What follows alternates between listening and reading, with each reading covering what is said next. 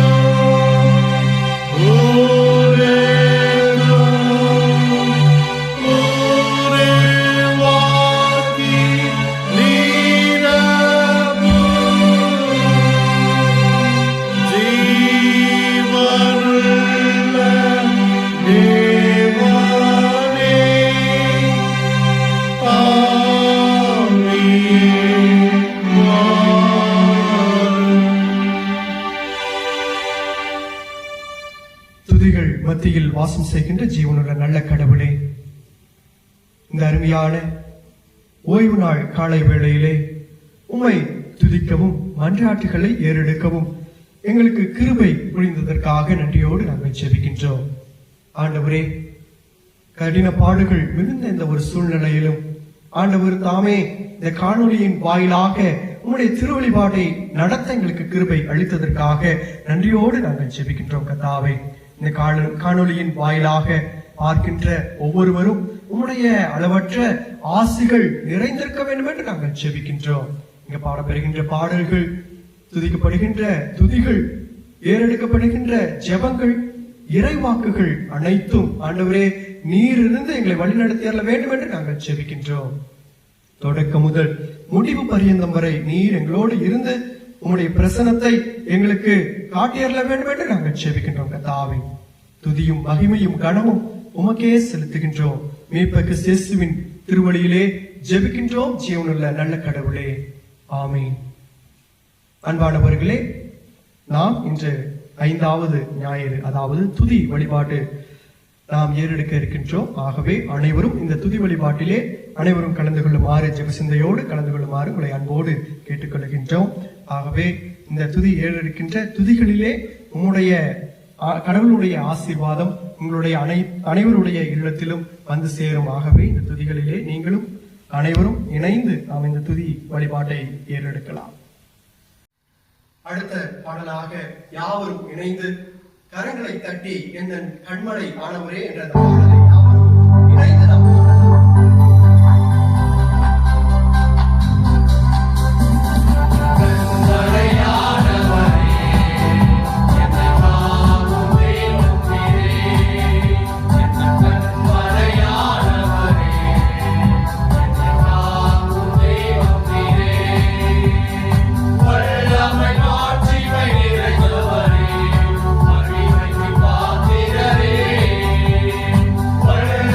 Watch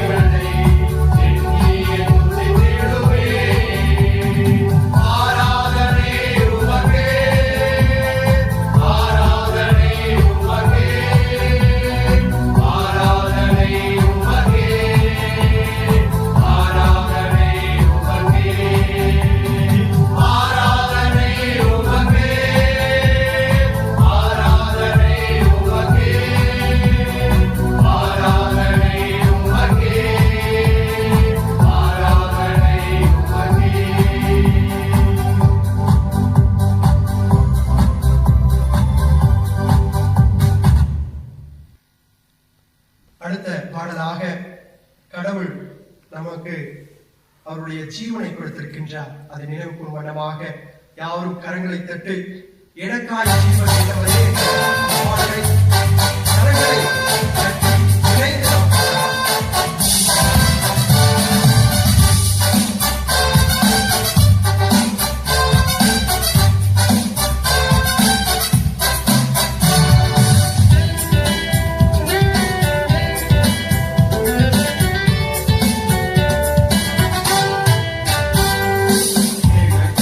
ஜீவன் விட்டவரே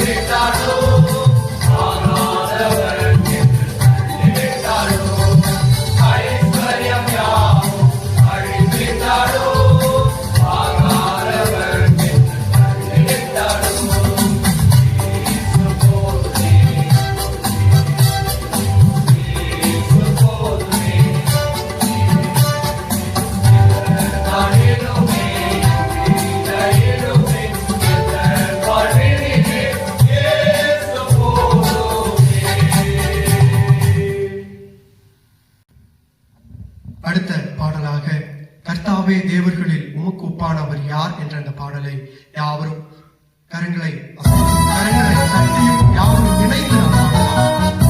கர்த்தாவே உமக்கு ஒப்பானவர் யார்? உலகத்திலே கடவுளுக்கு ஒப்பானவர் யார் என்ற அந்த பாடலை நாம் இணைந்து கரங்களை தட்டி நாம் இணைந்து பாடலாம்.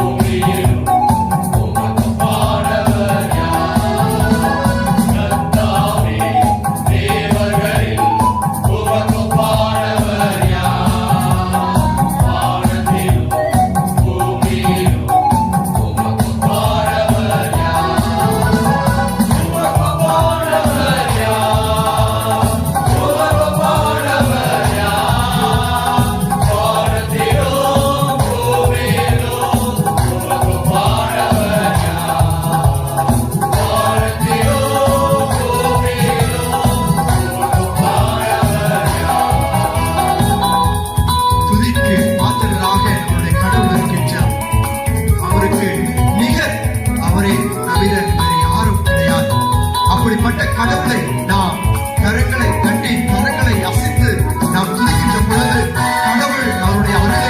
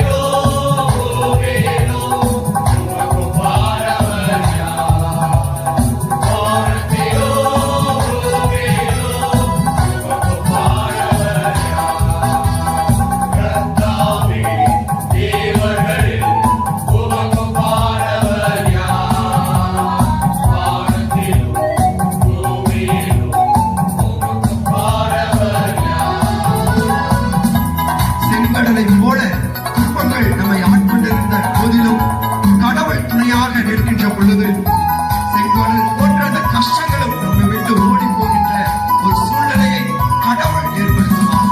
ஆகவே நாம் இந்த பாடலை ஜெப சிந்தையோடு ஜெபத்தோடு நாம் பாடுவோம்.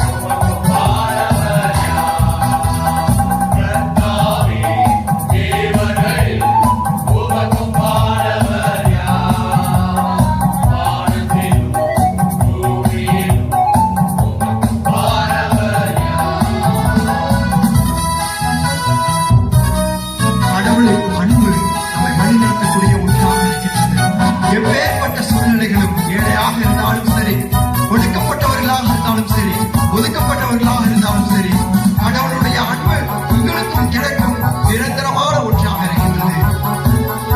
ஆகவே கண்ணீரோடு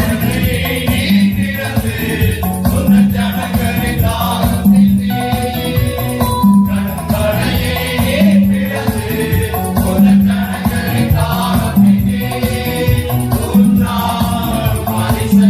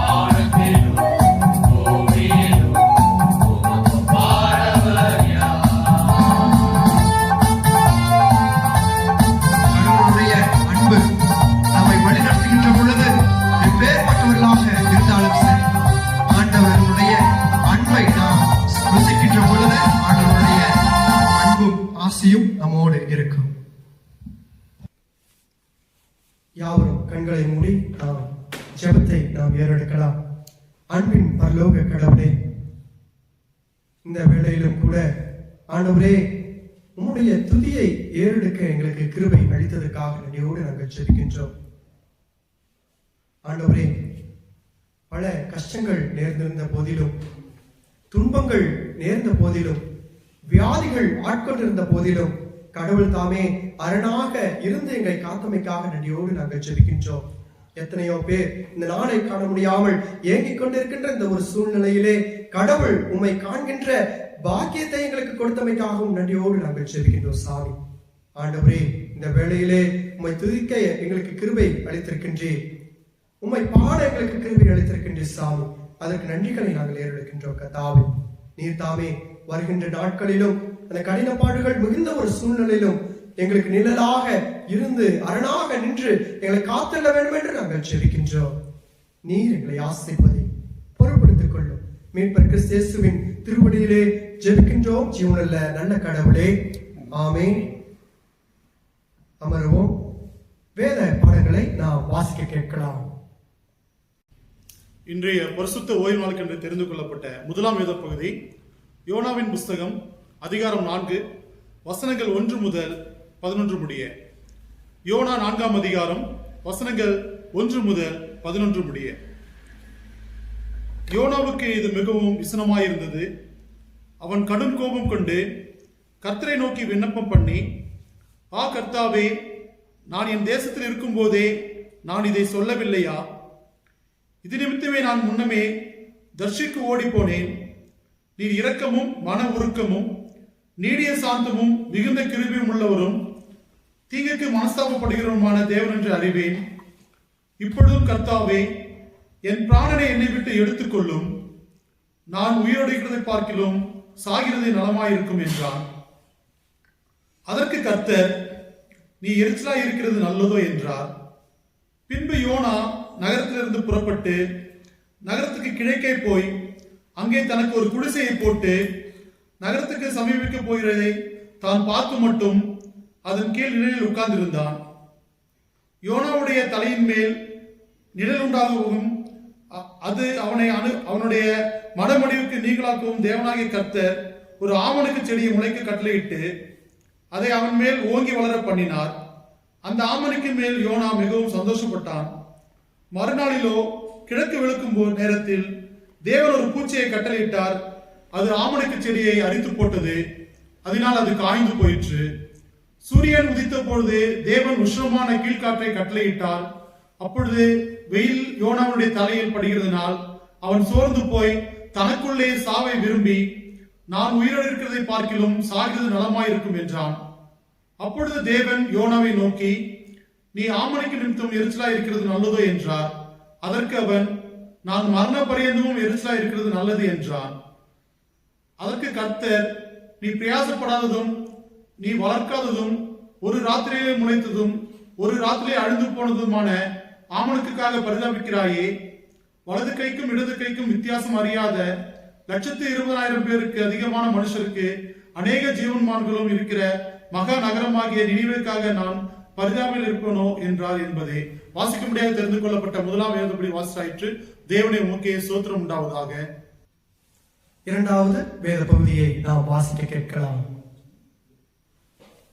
இன்றைய நாளுக்கு என தெரிந்து கொள்ளப்பட்ட இரண்டாவது வேத பாடம் அது அப்போஸ்தலர் 8ஆம் அதிகாரம் வசனங்கள் 26 தொடங்கி 40 முடிய.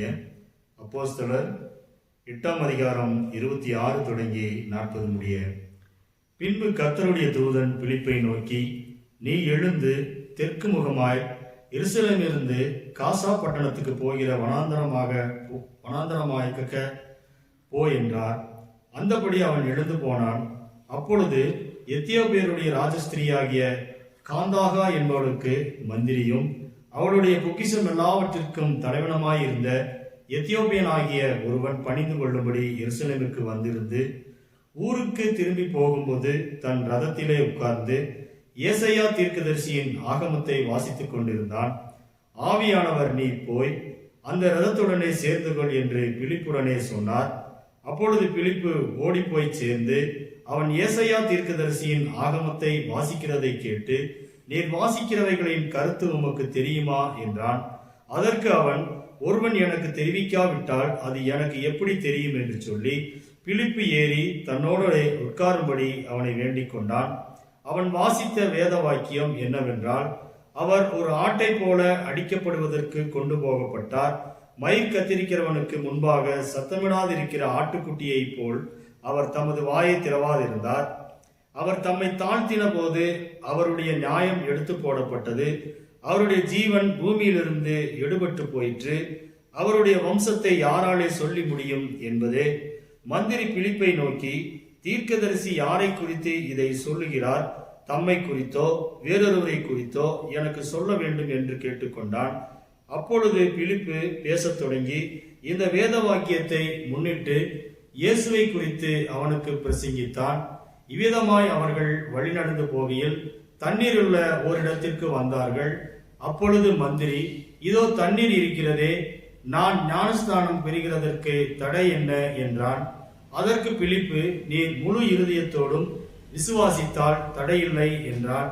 அப்பொழுது அவன், இயேசு கிறிஸ்துவை தேவனுடைய குமாரன் என்று விசுவாசிக்கிறேன் என்று சொல்லி ரதத்தை நிறுத்தச் சொன்னான். அப்பொழுது பிலிப்பும் மந்திரியும் ஆகிய இருவரும் தண்ணீரில் இறங்கினார்கள்.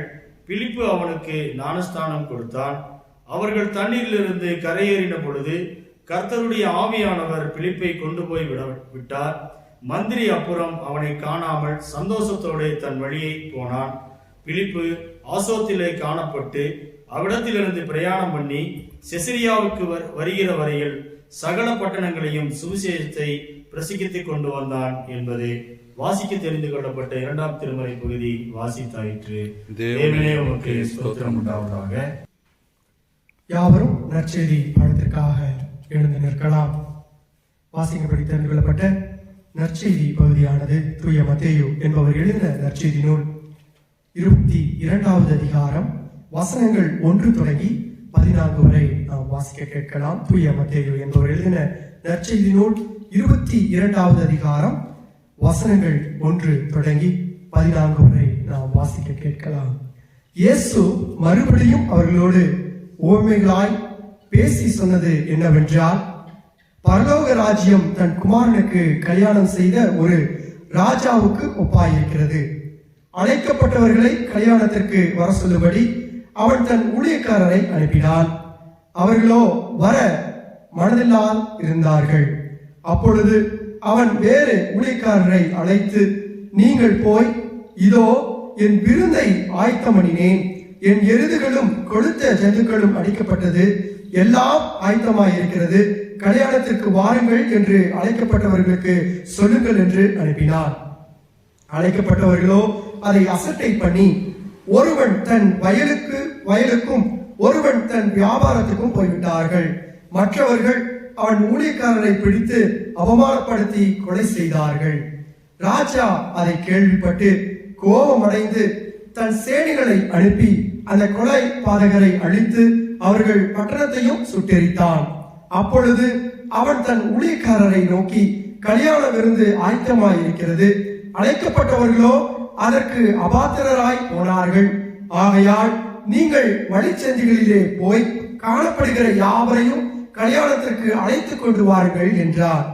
அந்த ஊழியக்காரர் புறப்பட்டு வழிகளிலே போய் தாங்கள் கண்ட நல்லார் பொல்லார் யாவரையும் கூட்டிக் கொண்டு வந்தார்கள்.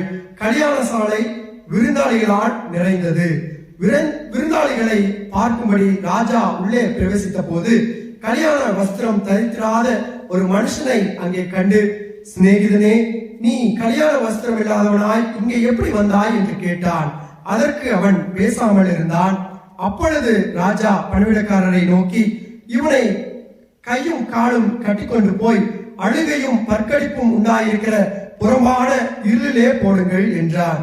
அந்தபடியே அழைக்கப்பட்டவர்கள் அநேகர், தெரிந்து கொள்ளப்பட்டவர்களோ சிலர் என்றார். வாசிக்கும்படி தெரிந்து கொள்ளப்பட்ட நற்செய்தி பகுதியானது வாசித்தாயிற்று. கிறிஸ்துவே உமக்கு மகிமை உண்டாவதாக. ஆமென். ஜெபம் செய்வோம். வரும் தூய ஆவியே, உம் பிரசன்னத்தை வாஞ்சிக்கிறோ வல்லமையால் என்னை நிறைத்து நீராளுகை செய்யும் அக்கினியும் நீரே பெரும் காற்றும் நீரே பெருமழை போலவே ஓமாவியை ஓற்றும் வரும் தூய ஆவி பிரசன்னத்தை வாஞ்சிக்கிறோ வல்லமையால் என்னை நீரைத்து நீராளுகை செய்யும் வரும் தூய ஆவி. அன்பும் திருவினுடன் எங்களை நேசிக்கின்ற அன்பின் கடவுளை உடைய மெலி சத்தம் வரும் என்று சொல்லி காத்திருக்கிறோம். அடியனை மறித்து நீங்க பேசுங்க. இந்த நாளிலே எங்களுக்கு என்ன தேவையோ அந்த வார்த்தைகளை கடவுள் எங்களுக்கு தர வேண்டும் ஆட்சிக்கிறோம். அடியனை வாயின் வார்த்தைகளும் எங்கள் ஒவ்வொருடைய இருதயத்தின் தியான சமத்திலே பிரதியாய்ப்பதாக. ஆமென். ஆண்டவரும் இரட்சகருமாகிய இயேசு கிறிஸ்துவின் இனிதான நாமத்தினாலே இந்த காணொளி வாயிலாக ஆராதனையிலே பங்கு பெற்றுக்கொள்ள யாவரையும் அன்போடு கூட வாழ்த்தி வரவேற்கிறேன். இந்த நாளிலே கூட தென்னிந்திய திருச்சபை நமக்காக கொடுத்திருக்கக்கூடிய ஒரு தலைப்பு plurality, common humanity and faith sharing என்று சொல்லி பன்மைத்துவம், பொதுவான மானிடமும் நம்பிக்கையை பகிர்தலும் என்றதான தலைப்பின் கீழாக பேச வேண்டும் என்று சொல்லி அழைப்பு விடுக்கப்பட்டு இருக்கிறது. கிறிஸ்தவர்களானாலும் சரி, இஸ்லாமியரானாலும் சரி, இந்துக்களானாலும் பௌத்தர்களானாலும் எல்லோருக்கும் ஒரே கடவுள், எல்லோரும் ஒரே தன்மையுடையவர்கள், எல்லோரும் மனிதர்கள். ஒருவரை ஒருவர் பிரித்து வைத்தது கடவுளுடைய நோக்கம் அல்ல, மனிதர்களாக பிரித்து கொண்டனர். அதுதான் உண்மை. நான் இஸ்லாமியர், நான் இந்து, நான் கிறிஸ்தவன் என்று சொல்லி மனிதர்கள் தான் பாகுபாடு படுத்தி வைத்திருக்கின்றனர். கடவுள் ஒரு நாளும் மனிதர்களை பாகுபாடு படுத்தவே இல்லை. இந்த நாளிலே அந்த சிந்தனையோடு கூட நாம் அனைவரும் ஒரு தாய் பிள்ளைகள், ஏன் இந்தியர்கள் அனைவரும் ஒரு தாய் பிள்ளைகள் என்றதான சிந்தையோடு கூட இந்த நாளுக்குரிய ஒரு செய்தியை நாம் காண்போம். இந்த நாளிலே நாம் முதலாவது வேத பகுதியிலே யோனா தீர்க்கதரிசியை குறித்து பார்த்தோம். தீர்க்க தரிசனம் என்று சொன்னால் அது எச்சரிப்பது, எச்சரிக்கை செய்வதுதான் தீர்க்க தரிசனம். எனவே அந்த எச்சரிக்கை செய்யக்கூடிய வேலையை யோனா சரியாக செய்கிறாரா என்பதுதான் இந்த நாளுக்குரிய ஒரு காரியம். இங்கே கடவுள் அதை செய்ய சொல்கிறார், எச்சரிக்கை செய்ய சொல்கிறார். அங்கே எச்சரிக்கை செய்வதற்கு யோனா அவர் செல்லவில்லை, மாறாக அவர் செய்த காரியம் என்ன என்பதை இப்பொழுது சற்றே நாம் பார்க்கலாம். இந்த யோனா தீர்க்கதரிசி புத்தகத்தை குறித்து நாம் கொஞ்ச நேரம் நாம் சிந்திப்பதற்கு அழைக்கப்பட்டிருக்கிறோம். அந்த சிந்தனையின் அடிப்படையிலே நாம் சில காரியங்களை நாம் பார்க்கலாம். இந்த தர்சு பட்டணத்தை குறித்தும் அதனுடைய காரியங்களை குறித்தும் நாம் பார்க்கலாம். யோனா சென்ற நினிவே 3 நாள் பயண தொலைவு கொண்ட ஒரு விரிவான நகரம். அந்த நகரத்தை சுற்றி பார்க்க வேண்டும் என்று சொன்னால் 3 நாள் பயணம் செய்ய வேண்டும். சுமார் 97 கிலோமீட்டர், அதாவது 60 மைல் அந்த நினிவே பட்டணமானது இருக்கிறது. எல்லா இடங்களுக்கும் யோனா போனாரா என்று சொன்னால் அது கேள்விக்குறியான ஒரு காரியம். ஏனென்று சொன்னால் அவர் ஒரு நாள் சுற்றுப்பயணம் மாத்திரம் போனார் என்று சொல்லி யோனா 3வது அதிகாரம் 4வது வசனத்திலே இருக்கிறது. இவர் எச்சரிக்கை செய்ய போகிறார். எல்லோரிடத்திலும் சென்று அவர் எச்சரிக்க வேண்டும் என்று சொன்னால் அதனுடைய பயணம் 3 நாள் பயணம். ஆனால் ஒரு நாள் பயணத்தில் அவர் முடித்துக் கொள்கிறார். நினிவே மக்கள் அந்த இடத்துல யோனாவினுடைய எச்சரிப்பை கண்டு அவர்கள் மனம் மாறுகிறார். ஆனால் யோனா அங்கு செல்ல மறுத்ததன் காரணம் அந்த ஜனங்களுடைய நிலைப்பாடா, அல்லது யோனா தான் தீர்க்க தரிசனம் சொன்னால் அவர் நினைத்துக் கொண்டிருக்கிற காரியம் கடவுள் பச்சாபாதம் உள்ளவர், நான் போய் அங்கே எச்சரிக்கை செய்த உடனே மீண்டுமாக அவர் அங்கே மனமுடிவார், அவருடைய மனதின் நினைவு நிமித்தமாக மன்னித்து விடுவார் என்று சொல்லி யோனா அறிந்து அங்கே அவர் போக மறுக்கிறார். நினிவே மக்களை குறித்து யோனாவிற்கு நன்கு தெரியும். அவர் எச்சரிக்கை செய்த உடனே ஏன் மக்கள் மனம் மாறினார்கள் என்று சொன்னால் அதனுடைய பின்னணியத்தையும் நாம் பார்க்க வேண்டும், அதனுடைய வரலாற்று பின்னணியும் நாம் பார்க்க வேண்டும். நினிவே மக்களுடைய நிலையை பார்ப்போம் என்று சொன்னால், 4ஆம் சல்மான்சார் என்றதான ஒரு அரசர் இருந்தார். அவர் கிமு 773 அவர் மரணம் அடைந்து விட்டார். மரணம் அடைந்த சூழ்நிலையிலே இன்னொரு அரசர் அங்கே அரியணை ஏறுவதற்கு அவர்களுக்கு இல்லை.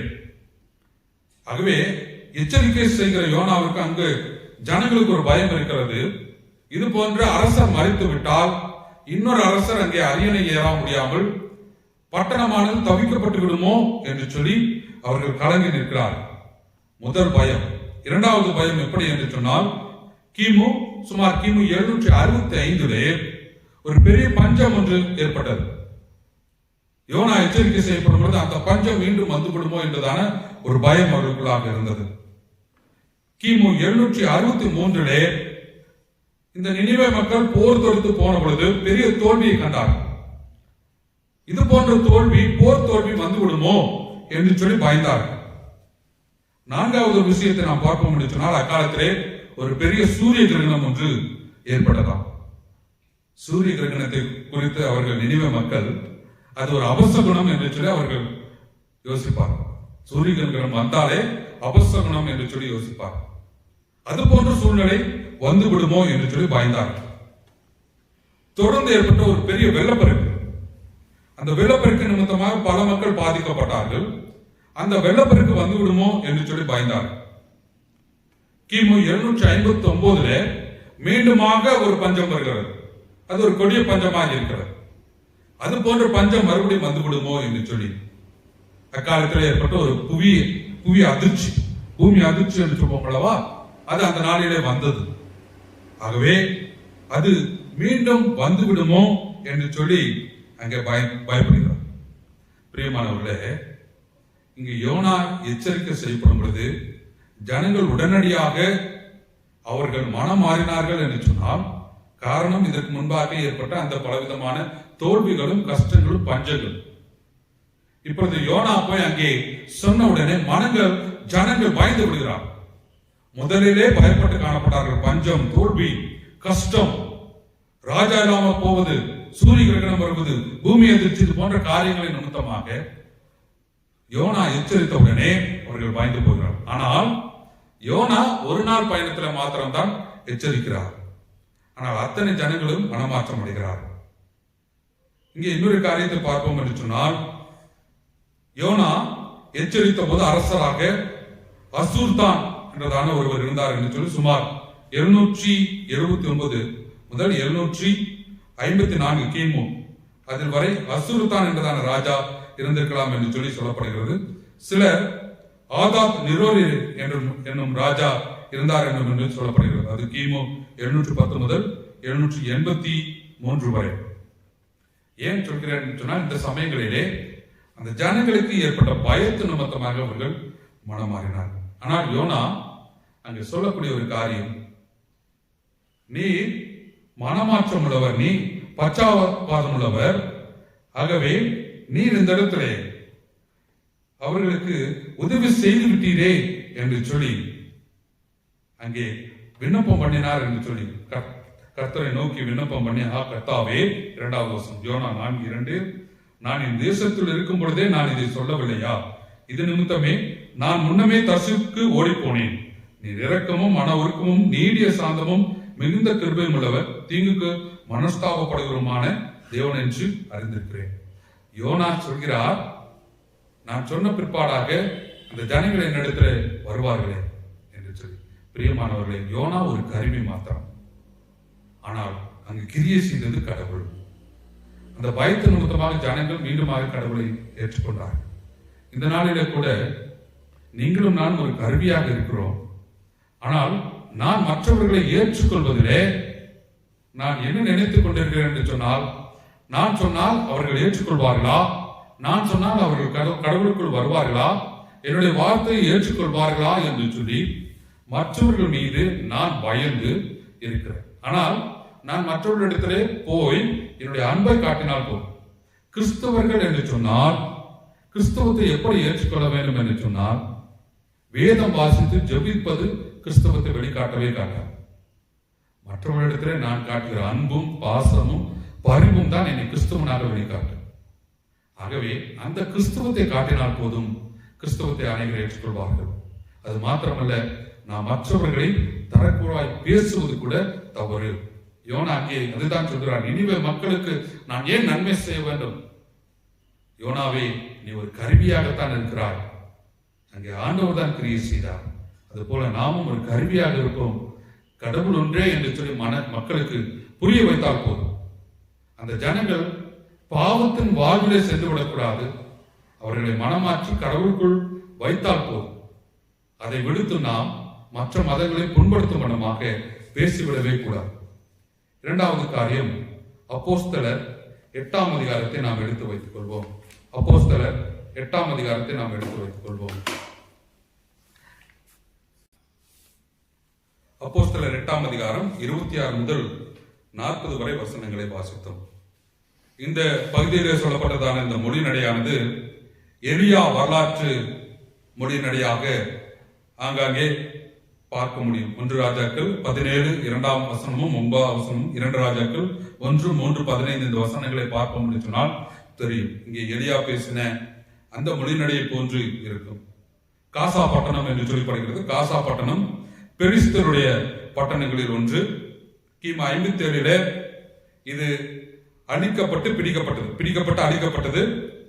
கிமு 57 மீண்டுமாக அது கட்டப்பட்டது என்று சொல்லி சொல்லப்படுகிறது. இவற்றை அப்போஸ்தலர் 8:26 நாம் பார்த்து முடிச்சோம்னா தெரியும். அதே போல ஆசோன் கார்தோம் பட்டணங்களுக்கிடையே இந்த உள்ளது இந்த எத்தியோப்பியா. கிமு 750 இப்பகுதி நிலை பெற்று இருந்தது என்று சொல்லி சொல்லப்படுகிறது. காந்தாகே என்பதும் பார்வோன் என்றதான ஒரு பட்டப்பெயர் கொடுக்கப்படுகிறது அல்லவா, அது போலவே இந்த காந்தகே என்றதான ஒரு பட்டம் கொடுக்கப்படுகிறது. இப்பட்டணம் எத்தியோப்பியாவிலே அரசாட்சி செய்யும் பொழுது பெண்களுக்கு தரப்பட்டதான ஒரு பட்டம் போல இருக்கும். எத்தியோப்பியன் என்று சொல்லக்கூடிய இந்த மனிதரை குறித்து பார்க்கப்படும் பொழுது யூத சமயத்திலே வாஞ்சி உள்ளவர்களாக அவர் இருக்கலாம். ஏசாயா 53:7ஆம் வசனத்தை வாசித்ததாக நாம் காண முடியும். வேதனையில் சொல்கிறார்கள், இந்த இடத்துல ஏசாயா 53:7 அவர் வாசித்துக் கொண்டிருந்தார் என்று சொல்லி சொல்லப்படுகிறது. அதே போல இந்த இடத்துல அவர் திருமுழுக்கு கேட்கிறார். யூத சமயத்தில் அச்சமயம் திருமுழுக்கு பெறுவது கொடுப்பது என்று சொல்லி அந்த நாட்களிலே வழக்கத்திலே இருந்த ஒரு காரியம், புதிதான ஒரு காரியம் அல்ல. இங்கே பார்க்கப்படும் பொழுது இங்கே வேதம் வாசித்துக் கொண்டிருந்த மற்ற புற மதத்தினருக்கு ஒரு திருமுழுக்கு கொடுத்த ஆண்டவரிடத்துல கொடுக்கப்படுகிறது. இதுல என்ன பன்முகத்தன்மை நான் பார்க்கலாம் என்று சொன்னால், வேதம் பொதுவானது. பிரியமானவர்களே, எனக்கு தெரிஞ்ச ஒரு சாமியார் ஒருவர் வேதத்தை 3 முறை வாசிச்சிருக்கேன்னு சொல்லி சொன்னார். அதே போல ஒரு இஸ்லாமிய சகோதரர் ஒருவர் அவரிடத்துல பேசப்படும் பொழுது நான் வேதத்தை வாசித்திருக்கிறேன் என்று சொல்லி சொன்னார். ஏன் தீகா, நம்முடைய தீகா சகோதரர்களும் அவர் பேசும் பொழுது ஒருவர் சொல்கிறார், வேதத்தை முழுமையாக நான் வாசித்திருக்கிறேன் என்று சொல்லி சொன்னார். ஆகவே மற்ற ஜனங்களுக்கு இருக்கக்கூடிய வேதத்தை குறித்ததான பற்று நமக்கு இருக்கிறதா? மற்றவர்களுக்கும் வேதம் கொடுக்கப்படுகிறது. பிரியமானவர்களே, நம்மை சுற்றில் இருக்கக்கூடிய மற்ற சகோதரர்களோடு கூட நாம் ஒற்றுமையோடு கூட அவர்களோடு கூட வாழ்ந்து இருக்கக்கூடிய பிள்ளைகளாக நீங்களும் நானும் இருக்கிறோமா? நான் நினைத்துக் கொண்டு இருக்கிறேன், நான் மாத்திரம் பரிசுத்தவான், நான் மாத்திரம் பரலோகத்துக்கு செல்வேன், எனக்கு மாத்திரம் ஜெபிக்க தருகிறது, எனக்கு மாத்திரம் உபவாசம் இருக்க தருகிறது, ஆகவே நான் மாத்திரம்தான் பரலோகம் போக முடியும் என்று சொல்லி நினைத்துக் கொண்டிருக்கிறோம்.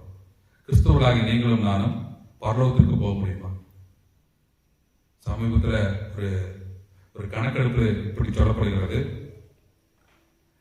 கிறிஸ்தவர்கள் தான் அதிகமாக கோர்ட் வாசல்ல அதிகமாக நிற்கிறாங்க. ஏன்? இந்த விவாகரத்து பெறுவதற்கு கிறிஸ்தவர்கள் கிட்டத்தட்ட 11% கோர்ட்ல நிற்கிறாங்க. அப்ப நம்ம பரலோகம் போவோமா, மற்றவர்கள் பரலோகம் போவோமா? சற்று ஆழ்ந்து யோசிக்க வேண்டிய ஒரு காரியம். இங்கே சொல்லப்படக்கூடிய ஒரு காரியம் திருமுழுக்கு என்று சொன்னால் எல்லோருக்கும் ஏற்றது என்று சொல்லி. மூன்றாவது ஒரு காரியம் மத்தேயு 22ஆம் அதிகாரம் 1 முதல் 14 வசனங்களை வாசிக்க கேட்டோம்.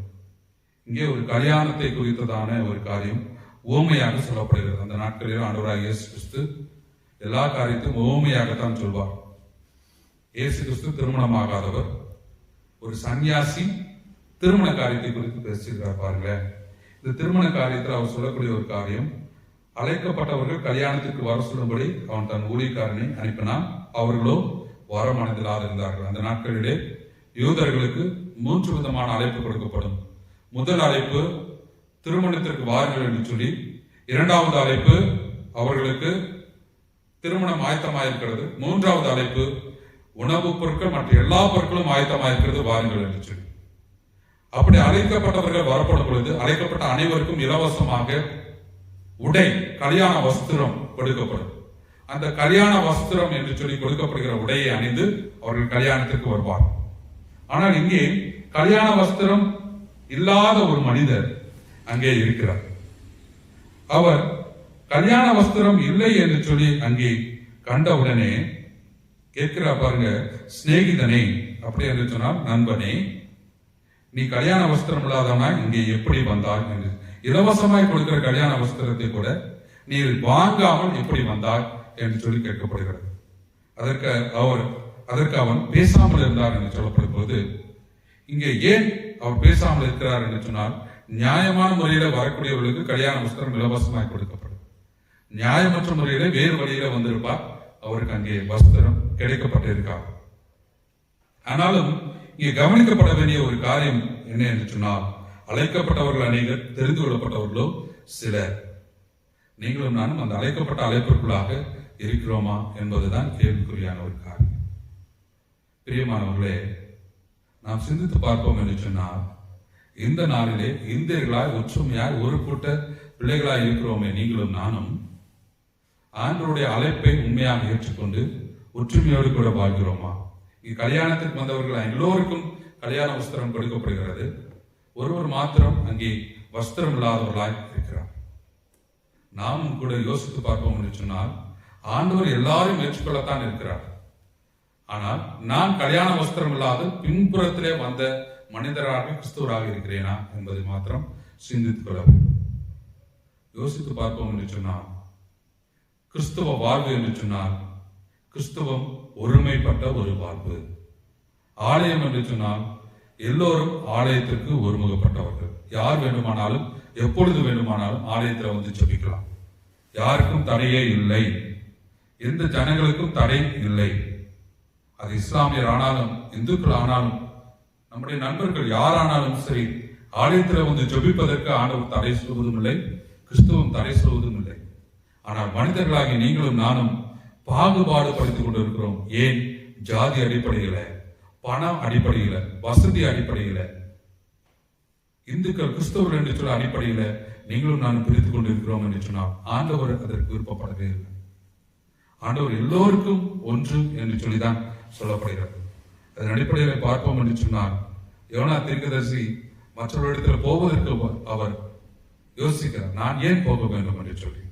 ஆண்டவர் சொல்கிறார், நீதான் இங்கே போக வேண்டும் என்று சொல்லி.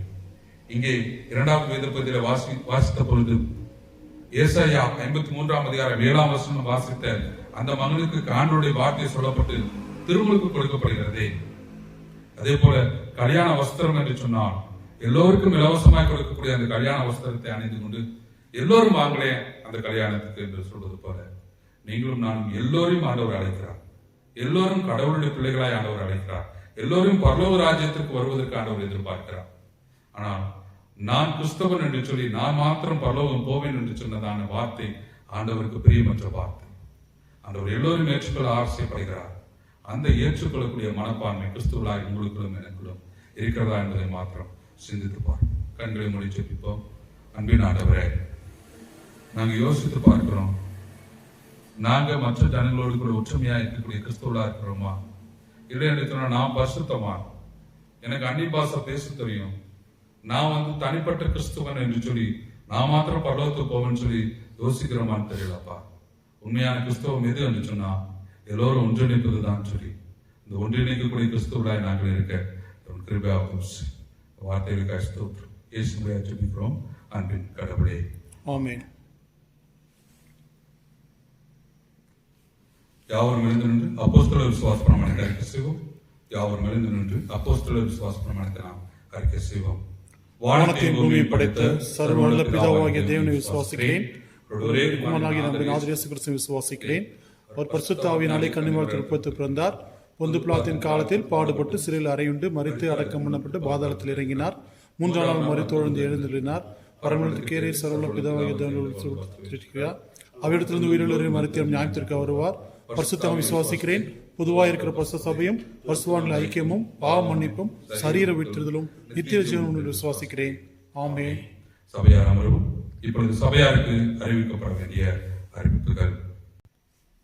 பிரியமானவர்களே, நம்முடைய ஆலயத்திலே ஞாயிற்றுக்கிழமைகளிலே ஆராதனை நடத்த முடியாத சூழ்நிலை. ஆகவே திங்கட்கிழமை தூய யோவான் ஆலயத்திலே 6 மணிக்கு ஆராதனையும், செவ்வாய்க்கிழமை நல்மீட்பர் ஆலயத்திலே 6 மணிக்கு ஆராதனையும், இரவு 6 மணிக்கு ஆராதனையும் மாலை பொழுதிலே நடைபெறும். திருச்சபை ஆராதனை கலந்து கொள்ளும்படியாக உங்கள் அன்பாக கேட்டுக்கொள்கிறோம். மீண்டும் அறிவிக்கிறேன்.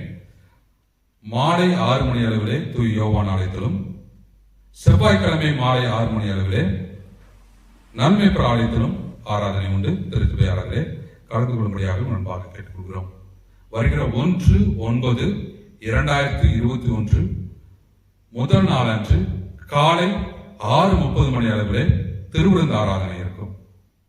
மீண்டும் சொல்கிறேன், 1/9/2021 முதல் நாள் காலை 6:30 மணி அளவிலே திருவிருந்த ஆராதனை இருக்கும். ஆகவே அந்த திருவிருந்த ஆராதனைக்கு திருச்சபையார் ஆயத்தமாக வரும்படியாக அன்பாய் கேட்டுக்கொள்கிறோம். அந்த ஆராதனை யோவான் ஆலயத்திலே நடைபெறும். திருமண அறிக்கை. நமது திருச்சபையை சார்ந்த திரு பெஞ்சமின் தேவனேசன், திருமதி சுகந்தி என்பவர்களின் குமாரத்தி செல்வி பெட்டி சகுந்தலா என்பவரும், UTCSI வெஸ்லி திருச்சபை சார்ந்த திரு இயேசுதாஸ் காலம் சென்ற திருமதி மேரி சந்திரா என்பவர்களின் குமாரன் செல்வன் எபினேசர் லியோ என்பவரும் விவாகம் செய்து கொள்ளப் போகிறார்கள் என்பதை அறிவிக்கிறேன். இவ்விருவரும் தூய விவாகத்தில் இணைக்கக்கூடாதபடிக்கு திருச்சபையின் நியமப்படியும் நாட்டின் சட்டப்படியும் நியாயமான தடைகள் இருக்குமானால் அதை சபை ஆயர் தலைவருக்கு எழுத்து மூலம் தெரிவிக்கும்படி கேட்டுக்கொள்கிறேன். இது இவர்களுக்கு முதலாவது அறிக்கை. கண்களை மூடி அறிக்கை வாசிக்க கேட்டவர்களுக்கு அச்சபிப்போம். கிருபையின் அன்பின் ஆண்டவரே, இதோ அறிக்கை வாசிக்க கேட்ட பிள்ளைகளுக்கு அச்சபிக்கிறோம். திருமணம் வாழ்வில் ஏறக்கூடிய செல்வி பேட்டி சகுந்தலா, செல்வன் எபினேசர் லியோக்கு அச்சபிக்கிறோம். கடவுள் ஆசிர்வதியும். இந்த திருமண வாழ்விலே மகிழ்ச்சியோடு கூட சந்தோஷத்தோடு கூட இவர்கள் இணைந்து வாழ கிருபா உசி. திருமண நாளுக்கு உண்டான எல்லா தேவைகளும் சந்திக்கப்பட கிருபா உசி ஆசீர்வதியும் வழி நடத்தும். இயேசுவை ஜெபிக்கிறோம் பிதாவே, ஆமென். தொடர்ந்து பிரியமானவர்களே, இந்த வாரங்களிலே பிறந்த நாள் மற்றும் திருமண நாள் காண்போருக்காக நாம் ஜெபிப்போம். அது சமயம் இந்த வாரத்தில் பிறந்த நாள் மற்றும் திருமண நாள் காண்போரை அன்போடு கூட யோவானாலே குருடூர் பொது சேர்க்கும் சார்பாக வாழ்த்துக்களை தெரிவித்துக் கொள்கிறோம். கண்களை மூடி ஜெபிப்போம். கிருபையின் அன்பின் ஆண்டவரே, பிறந்த நாள் காண்போருக்காக ஜெபிக்கிறோம். ஆசீர்வாதம் வழி நடத்தும். இன்னும் அநேக பிறந்த நாட்கள் ஒரு வாழ்விலை கண்டு மகிழ்ச்சியோடு கூட சந்தோஷத்தோடு கூட இருக்க கிருபையாக ஊசியும். திருமண நாள் காண்போருக்காக ஜெபிக்கிறோம். ஆசீர்வாதம் வழி நடத்தும் கிருபையினாலே இன்னும் அநேக திருமண நாட்கள் அவர்கள் குடும்ப வாழ்விலை இணைந்து காண கிருபையாக ஊசியும். மீண்டுமா எங்கள் ஒவ்வொருவரும் கருத்தில் ஒப்புக் கொடுக்கும். கர்த்தர் ஒவ்வொருவரையும் ஆசீர்வாதம் வழி நடத்தும் பாதுகாத்துகளும் தேவைகள் சந்திக்கப்பட தேவன் கிருபையாக ஊசியும். குறிப்பாக கர்த்தாவே எங்கள் பிள்ளைகளுக்காக ஜெபிக்கிறோம். ஆசீர்வாதம் படிப்பிலே ஞானத்தில் அறிவிலே புத்தியிலே வாழ்த்துத்தார். குறிப்பாக பள்ளி திறக்கப்பட உள்ளது. அந்த நாட்களில் நம்முடைய பாதுகாப்பு எங்கள் பிள்ளைகளுக்கு இருக்க வேண்டுமா ஜெபிக்கிறோம். வாலிப பிள்ளைகளுக்காக ஜெபிக்கிறோம். வேலை தருகிற பிள்ளைகளுக்காக ஜெபிக்கிறோம். கர்த்தர் தாமே கிருபையாய் அவர் ஏற்ற நேரத்தில் ஏற்ற வேலை கிடைக்கப்பட உங்களுக்கு செய்யும். திருமணத்திற்காக ஆயத்தப்படுகிற பிள்ளைகளுக்காக ஜெபிக்கிறோம். கர்த்தர் தாமே கிருபையாய் திருமண காரியத்தை வாக்கி செய்ய. குழந்தைக்காய் காத்திருக்கிற பெற்றோருக்காக ஜெபிக்கிறோம். கர்த்தருடைய கிருபையினாலே குழந்தை பாக்கியம் கிடைக்க பார்த்து செய்யும். வயதானவர்களுக்காக ஜெபிக்கிறோம். கர்த்தர் தாமே அவரை பலப்படுத்த வேண்டுமா ஜெபிக்கிறோம். இன்னும் மருத்துவமனையில் இருக்கிற ஒவ்வொருவருக்காக ஜெபிக்கிறோம். கர்த்தருடைய கிருபையினாலே பலனை பெற்றுக்கொள்ள தம் கிருபாதம் செய்யும். எங்களையும் உங்களுடைய கர்த்தர் ஒப்புக் கொடுக்கிறோம். உங்கள் ஒவ்வொருவரையும் உங்களுடைய கிருபையினாலே சூழ்ந்துகளும் ஆசீர்வதியும் இவை அனைத்தும் இறைவன் இயேசுவியாய் ஜெபிக்கிறோம். அன்பின் கடவுளே, ஆமென். பரமழைக்கிற பிதாவே, உம்முடைய நாமம் பரிசுத்தப்படுவதாக, உம்முடைய ராஜ்யம் வருவதாக, உம்முடைய சித்தம் பரமண்டலத்தில் செய்யப்படுகிறது போல பூமியிலும் செய்யப்படுவதாக. அன்றைய அப்பத்தை எங்களுக்கு தாரும், எங்களுக்கு விரோதமான குற்றங்களை மன்னிக்கிறது போல எங்கள் குற்றங்களை எங்களுக்கு மன்னியும். எங்கள் சோதனைகள் பிரவேசிக்கப்படாமல் தீமை எங்களை ரட்சித்துக் கொள்ளும். ராஜ்யமும் வல்லமையும் மகிமையும் நிலைக்கும் முடிவுகளை. ஆமென். என் ஆத்துமாவே கர்த்தரை ஸ்தோத்திரி, என் முழு உலகமே பரிசுத்த நாமத்தை ஸ்தோத்திரி. என் ஆத்மாவை கர்த்தரை ஸ்தோத்திரி. கர்த்தர் செய்த சகல மறவாதே. நம்முடைய ஆண்டவராகிய இயேசு கிறிஸ்துவின் கிருபை, பிதாவாகிய தேவனுடைய அன்பு, பரிசுத்த ஆவியானவரின் நம் அனைவரோடும் இன்றும் என்றும் சதாகாலம் என்று நிலைத்திருப்பதாக. ஆமென். ஆமென். கர்த்தர் உங்களோடு கூட இருப்பாராக. கர்மதாவோடு கூட இருப்பாராக. சமாதானத்துடைய உலகத்திலே வாழ்ந்து நாம் சுகிப்போமாக. கர்த்தருடைய நாமத்தினாலே ஆமென்.